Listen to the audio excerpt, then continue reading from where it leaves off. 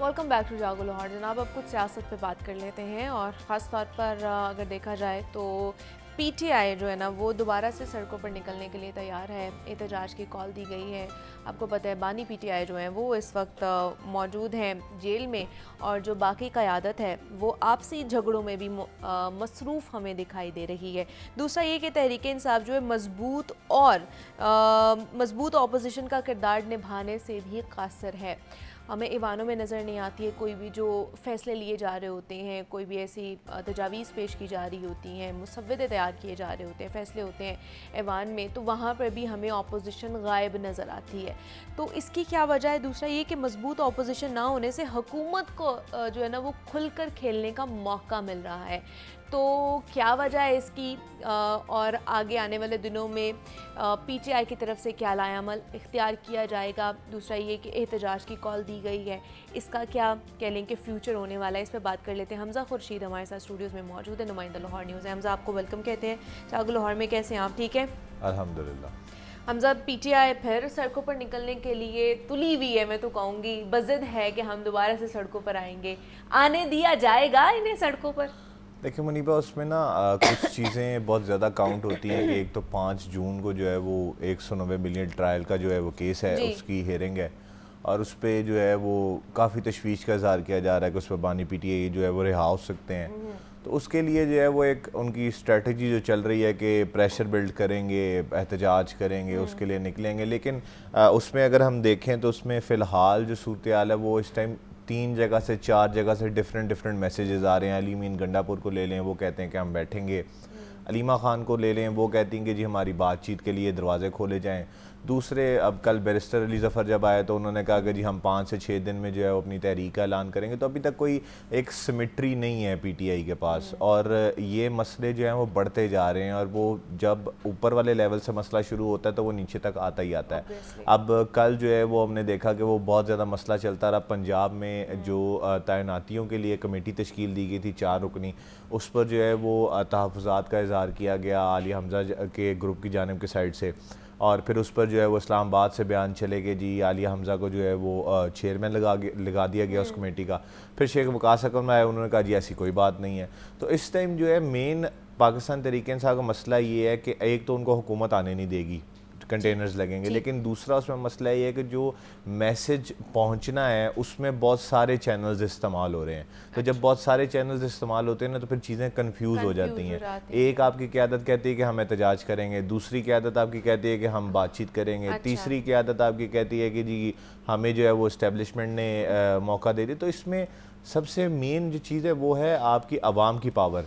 जब वही आपकी कंफ्यूज हो जाएगी तो फिर आप अकेले क्या कर लेंगे 400-500 नहीं, तो जैसे मुल्कगीर एहतजाज या मुल्कगीर तहरीक चलाने का तो बानी पीटीआई बोल रहे हैं ना, वो इस चीज़ को आगे लेकर जा रहे हैं, बात कर रहे हैं। तो अगर उनकी एक बात होगी तो क़यादत उनकी बात पर नहीं चलेगी क्या? या ये जो तकसीम होती जा रही है क़यादत, मुख्तलिफ धड़े जो है वो बनते जा रहे हैं, मुख्तलिफ पार्टीज़ आप उसे कह सकते हैं कि एक पार्टी के अंदर मज़ीद और पार्टीज़ बन रही है, तो वो अपने तौर पर चलेंगी। मुनीबा देखें, उसमें भी मेन जो इशू है ना वो मैसेज पहुंचने का है। अच्छा। अब बानी पीटीआई अंदर क्या कहते हैं ना आपको पता है ना मुझे पता है, क्योंकि जो उनकी क़यादत से मीटिंग होती है वो सहाफ़ियों तक नहीं पहुंचती और उनकी क़यादत बाहर आते आते किस किस से मिलती है, अपना बयान क्या क्या करती है, उसको आप कभी भी क्लैरिफाई नहीं कर सकते। क्योंकि मुतअद्दिद दफ़ा हमने देखा कि जो उनकी हमशीरा हैं अलीमा ख़ान, जो उन्होंने आगे बयान किया उससे ज़्यादा तो आप किसी पर बिलीव नहीं ना कर सकते। तो अगले दिन इमरान खान जो हैं उन्होंने उसी पर यूटर्न ले लिया कि नहीं जी हम तो ये नहीं कर रहे, हम जो है वहीं पर डटे रहेंगे। आप देखें कि अलीमा खान ने कहा कि जी गिव एंड टेक का मामला करते हैं।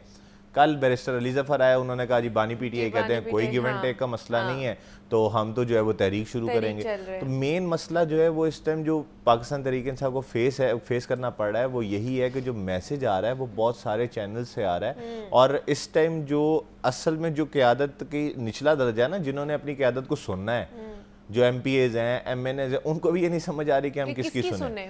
अब आप देखें, उसकी मिसाल ऐसे ले लें कि अब पाकिस्तान तहरीक इंसाफ लाहौर के जो सदर हैं उनके ख़िलाफ़ सलमान अकरम राजा को एक दरख्वास्त गई हुई है जिस पर लाहौर के मुतअद्दिद MPAs के दस्तखत हैं कि हम इन पर एतमाद नहीं करते। फिर दूसरी खबर एक ये भी चली कि जो 4 रुकनी कमेटी बनाई गई है वो भी इसलिए बनाई गई कि आलिया हमज़ा पर अदम एतमाद है लोगों को, तो ये उनके डिसीजंस का रिव्यू करेगी। मसला वहीं पर है कि अब एक जब मेन क़यादत इतने चैनल से मैसेजेस दे रही है तो वो चीज़ें कंफ्यूज होती जा रही हैं। वो फिर दूसरी बात ये है कि माइंडसेट्स होते हैं, डिफरेंट माइंडसेट्स होते हैं। अब आलिया हमजा का डिफरेंट माइंडसेट है, फ़ारूक जावेद मून का डिफरेंट माइंडसेट, जो भी बंदा है मेरा भी डिफरेंट माइंडसेट है। अब उसमें मसला ये होता है कि जो मैसेज कन्वे किया जाता है उसको मैंने डीकोड कैसे करना है वो मेरे पर है। मैसेज कोई और आता है, इधर से आगे कुछ और कन्वे होता है, और वो जब तक वो एक निचले ढांचे तक पहुंचता है ना तब तक वो मैसेज बड़ा बिखर सा जाता है। अब देखें कल का जो है वो इनकी अपने ही ग्रुप्स में ये चीज़ें शेयर की जा रही हैं कि जी पाकिस्तान तहरीक इंसाफ के अंदर बगावत हुई जो सलमान अकरम राजा ने शुरू की। अब सलमान अकरम राजा आपके जनरल सेक्रेटरी हैं, उनके पास एक ओहदा है, वो एक पार्टी के आईनी ओहदे पे हैं, तो आप उन्हीं के खिलाफ बातें कर रहे हैं। फिर आप देखें कि आपके अपने एमपीएस जो हैं वो सदर लाहौर के खिलाफ बातें कर रहे हैं, फिर आपके जो चीफ ऑर्गेनाइजर पंजाब है उनके खिलाफ अपने धड़े, मतलब कि तो ये क्या, ये आपस में क्यों ऐसे कर रहे हैं? क्या ये ओहदे का मामला है? उसकी वजह ये है मुनीबा कि जब जो लीडर है उसका मैसेज प्रॉपरली नहीं पहुंचता। अब देखें, जब अब इसको इसी तरीके से ले लें कि आलिया हमजा जब चीफ ऑर्गेनाइजर के ओहदे पर फाइज हुई तो उन्होंने आकर खुद ऐलान किया कि मुझे तो बानी पीटीआई ने चीफ ऑर्गेनाइजर लगा दिया। अब यही बात अगर बैरिस्टर गौहर करते तो समझ आती थी कि जी एक चेयरमैन पीटीआई ने किया है। अब जो बात अलीमा खान करती हैं वही बात अगर सिर्फ अलीमा खान ही करती रहे सारी बातें तो समझ आते कि भाई ये एक स्पोक्स पर्सन है बानी पीटीआई। अब मसला ये है कि वो अलीमा खान मिलने जाती हैं, उनका एक अलग बयान है, जो उनके वकला मिलने जाते हैं उनका एक अलग बयान है, फैसल चौधरी मिलने जाते हैं उनका एक अलग बयान है, गौहर यू मिलने जाते हैं उनका एक अलग बयान है, बैरिस्टर गौहर मिलने जाते हैं उनका एक अलग। तो फिर मसला ये है कि जो वो चैनल मैसेज कन्वे होता नीचे आता है वो अपनी ही पार्टी को समझ आने से वो कासिर है कि हमने सुननी किसकी है।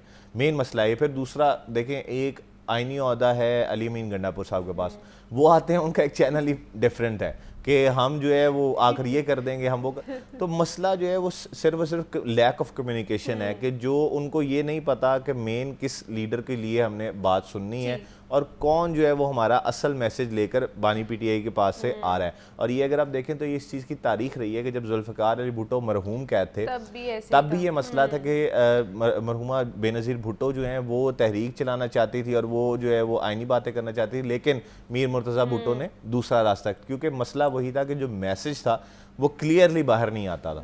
तो इस जगह पर हुकूमत कामयाब है, उनको इस चीज़ का बहुत ज़्यादा उनको बहुत ज़्यादा बेनिफिट है कि वो इनका जो है इनको मैनिपुलेट भी करते हैं इनके मैसेजेस पर।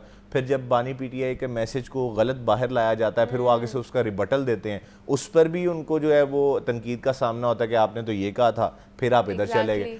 ऊपर से फिर दूसरी बात ये होती है कि जब आप आते हैं ऐवान में, अब आप ये देखें कि एक ऐवान में आते कब हैं? नहीं, ऐवान में आते से ज्यादा तो नहीं, ऐवान में आते हैं, गलत बात नहीं करनी चाहिए, ऐवान में आते 15 से 20 मिनट के लिए तो अब उसमें लेकिन पूरा होता भी तो नहीं है ना वहाँ पे ऐवान। देखिए उसमें मसला ये है कि 20 से 25 एमपीएज आपके अगर लेकर आप आएंगे पंजाब असम्बली में, जब आपकी स्ट्रेंथ 103 105 के करीब है तो फिर आप कैसे अपोजिशन करेंगे? वही ना कि आप मजबूत अपोजिशन ही नहीं कर सकते। आपके पास एक टूल है जहाँ पे आप अपनी मनवा सकते हैं, बिल्कुल आप वो भी नहीं कर रहे। पिछले दिनों कितने बिल्स जो है ना वो पेश हुए हैं, फिर वो मंजूर भी हुए हैं, उसमें हमें अपोजिशन का किरदार कहीं भी नजर नहीं आया है। बिल्कुल, आप उसमें देखें मनीबा, उसमें भी फिर वही मसला है कि जो चीज़ें अनऑर्गेनाइज्ड हैं। अब जिन दिनों 13 बिलों का एजेंडा जारी हो चुका कि आज 13 बिल मंजूर होने हैं, उस दिन को कॉल कर ली कि जी आज इस्लामाबाद में पेशी है तो सारे एमएनए एमपीएस वहाँ पर पहुंचे।